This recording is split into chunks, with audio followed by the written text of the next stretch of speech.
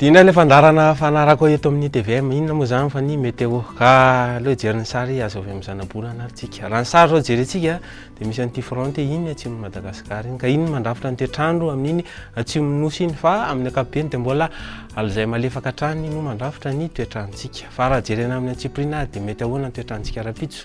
Rapitso zany dia sorana malefaka amin'ny savana lanjorofo ary atsinanana indy. Ny aty amin'ny menabe ty moa somary isy zavona vao maraina fa rehefa isava zay ve dia fandihy mirahona sy masoandro toy ny faritra ambiny sisa. Raha ny tolakandro indray zany dia isy orana tandrifindraona trany amin'iny savasy analanjorofo ary atsinanana indy. Torak'izay aty amin'ny nosy be sy sambrano indy fa aty amin'ny andrefa nosy aty dia godigodina lanitra sy dia isy kotroka ny orana tandrifindraona amin'iny faritra iny akoatra ny aty androy aty izay fandimbiasa raona sy masoandro hatrany sy ny faritra ambiny izany. Toy izao ndra ny maripana vao vinavinana. Raha maripana zany dia eo amin'ny 10 ka hatramin'ny 20 ny aty avoatany fa amin'iny morotsiraka amin'iny dia eo amin'ny mihoatra ny 17 izany.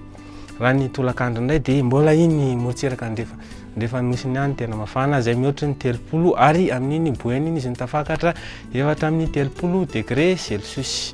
Toy izao ndra ny toetrandro amin'reto tanàn-dehibe reto raha eritreritra nohaninareo.